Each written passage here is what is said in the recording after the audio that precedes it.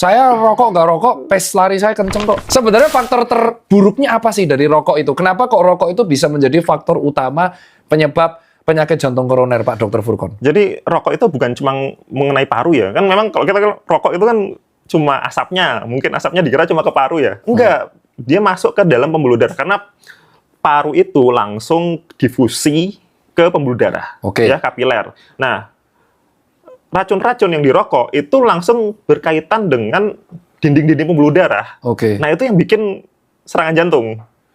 Dinding pembuluh darah yang luka itu bikin serangan jantung. Kalau misalnya di pembuluh darah koroner. Kalau bikin di kaki itu bikin yang namanya ALI, acute limb ischemic. Wah, itu saya serangan jantung di kaki. Kalau di kepala jadinya adalah stroke. Memang kayak gitu. Gimana dok kalau soal IQOS dan vape?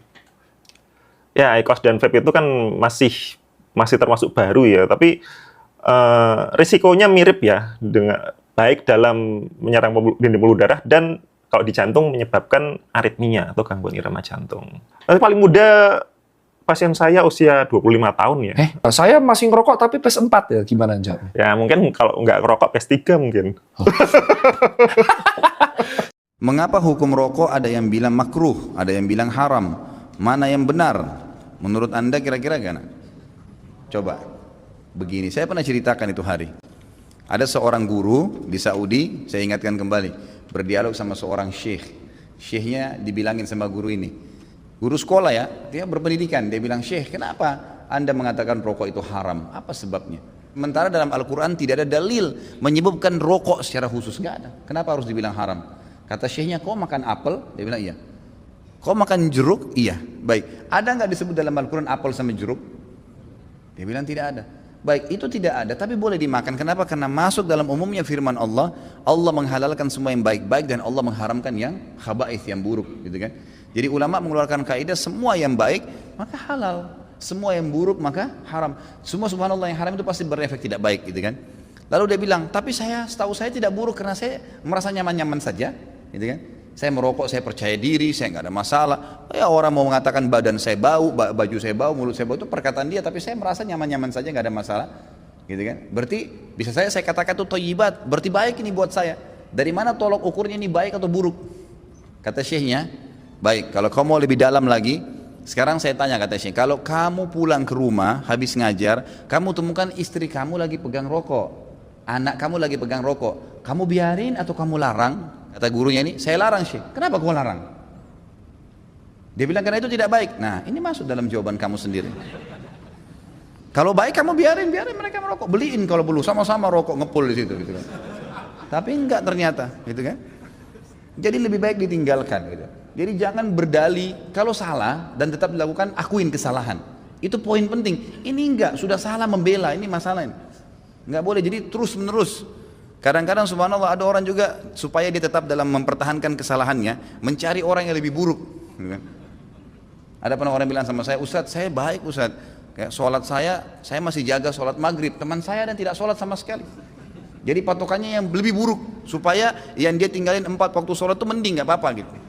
Bukannya dilihat orang yang sholat lebih banyak, ini gak boleh sebenarnya, gitu kan? Allahu alam. Jadi kalau kita lihat, kalau dikatakan memang kategori ulama di Indonesia, kalau di Timur Tengah saya nggak pernah temukan ada ulama menghalalkan rokok. Di Indonesia ini karena kiai kita terlalu murah gelarnya, ayahnya kiai, anaknya jadi kiai, bisa ceramah berapa kali atau pulang haji jadi kiai juga. Ini luar biasa ini.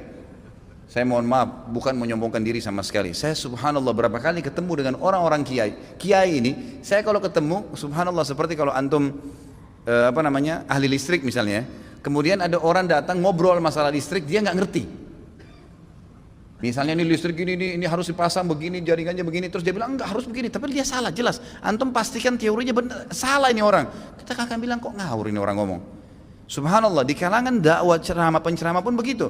Saya heran dari mana gelar-gelar kiai bisa didapatin nih gitu.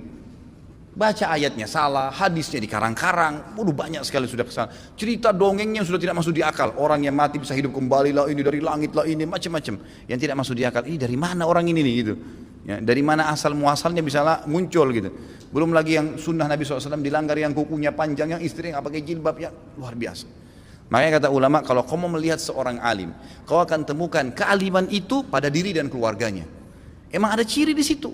Istrinya, anaknya, memang ada ciri kealiman di situ. Ada ilmu. alim kan itu masih dari ilmu ya. Ada pengetahuan agama pada diri mereka. Kalau enggak gitu. Ada teman saya, subhanallah, bawa undangan pernikahan tamatan Mesir. Waktu itu di kota Makassar. Perkawinan saya nggak hadir, nggak sempat hadir gitu. Kemudian dia datang setelah itu berkunjung ke rumah saya, gitu kan. Datang ada satu perempuan bersama dia rok pendek. Lalu kemudian ini tamatan Mesir dan LC gitu. Jadi akhirnya saya ngobrol-ngobrol sama dia, ahlan akhi baik gini-gini. Saya tahunya selama ini orang yang memang teman-teman ini semoga Allah berikan hidayah, malas sekali terjun di dakwah gitu. Jadi mereka pulang, mereka sibuk dengan bisnis tapi dakwah dilupain. Akhirnya tidak terbentuk lah pribadi untuk berdakwah, intinya begitu. Terus saya bilang, mana harim antum? Harim itu istri ya. Oh ini dia dengan malu nunjuk nih di sebelah gitu. Istri antum ini, masya Allah. Semoga Allah kasih hidayah ya. Jadi bisa, kenapa nggak nikah dengan wanita yang berjilbab banyak, kesian ngantri, gitu kan? Ngapain harus ngambil orang yang tidak? Ya susah, jadi PR lagi ya. Tapi Allahu alam, ya, masing-masing orang punya cara ya. Jadi kalau kita temukan teman-teman kita yang bergelar kiai ini yang memakruhkan rokok karena dia masih merokok, gitu kan? Memang begitu.